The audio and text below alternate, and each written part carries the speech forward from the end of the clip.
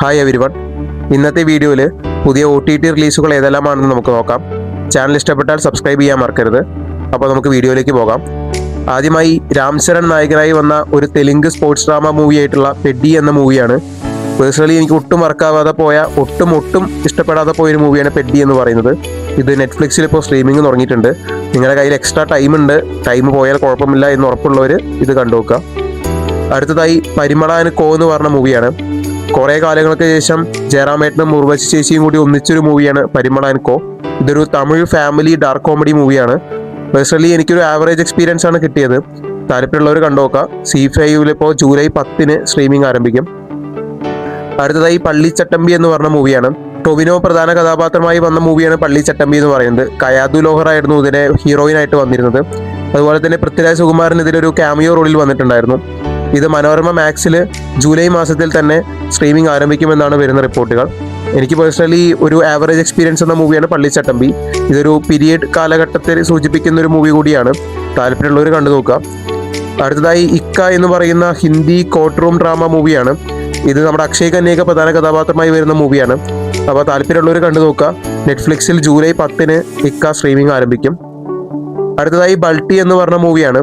ഷൈനികം നായകനായി വന്ന മൂവിയാണ് ബൾട്ടി. ഇതിപ്പോൾ ഇറങ്ങിയിട്ട് കുറച്ച് കാലങ്ങൾക്ക് ശേഷമാണ് ഇപ്പോൾ OTT എത്തുന്നത്. എനിക്ക് പേഴ്സണലി ഇഷ്ടപ്പെട്ടൊരു മൂവിയാണിത്. ഷൈനികം അത്യാവശ്യം എഫേർട്ട് ഇട്ടൊരു മൂവി പോലെ എനിക്കിത് തോന്നി. ഇതൊരു സ്പോർട്സ് ആക്ഷൻ മൂവിയാണ്. സോണി ലൈവിൽ ജൂലൈ 10 ബൾട്ടി സ്ട്രീമിംഗ് ആരംഭിക്കും. താല്പര്യമുള്ളവർ കണ്ടു നോക്കുക. അടുത്തതായി നമ്മുടെ കണ്ണപ്പ എന്ന് പറഞ്ഞ മൂവിയാണ്. ഇത് ഇറങ്ങിയിട്ട് ഇപ്പോൾ ഒരു കൊല്ലത്തിൻ്റെ മുകളിലായിട്ടുണ്ട്. ഇപ്പോഴാണ് ഇതിൻ്റെ OTT തുടങ്ങിയിരിക്കുന്നത്. ഇതും ഞാൻ പെഡിയുടെ കാര്യം പറഞ്ഞ പോലെ താല്പര്യമുള്ളവർ മാത്രം കണ്ടാൽ മതി. ഇതൊരു ആക്ഷൻ ഭക്തി നിറഞ്ഞിട്ടുള്ളൊരു മൂവിയാണ്. ഒരു ശിവ ഭഗവാനുമായിട്ട് ബന്ധപ്പെട്ടിട്ടുള്ള നിറഞ്ഞൊരു മൂവിയാണിത്. അതുപോലെ തന്നെ നമ്മുടെ മോഹൻലാൽ പ്രധാന കഥാപാത്രമായിട്ട് കൂടി വരുന്നുണ്ട്. അതിനെക്കുറിച്ച് ഞാൻ കൂടുതൽ പറയണില്ല. അത് വേറൊരു കോമഡിയാണ്. അതുകൊണ്ട് താല്പര്യമുള്ളവർ കണ്ടു നോക്കുക. ഇപ്പോൾ സ്ട്രീമിംഗ് തുടങ്ങിയിട്ടുണ്ട്. അടുത്തതായി പ്രീതം ആൻഡ് പെഡ്രോ എന്ന ഹിന്ദി ക്രൈം ത്രില്ലർ മൂവിയാണ്.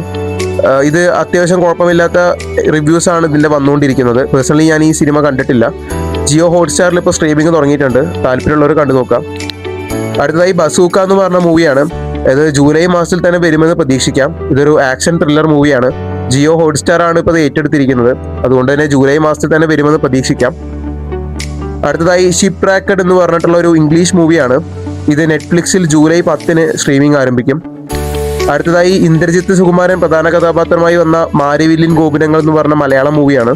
ഇത് സോണി ലൈവിൽ ഇപ്പോൾ സ്ട്രീമിംഗ് തുടങ്ങിയിട്ടുണ്ട്. താല്പര്യമുള്ളവർ കണ്ടു നോക്കുക. കുഴപ്പമില്ലാത്തൊരു മൂവിയാണ്. ഇതൊക്കെയാണ് പുതിയ OTT അപ്ഡേറ്റ്സുകൾ എന്ന് പറയുന്നത്.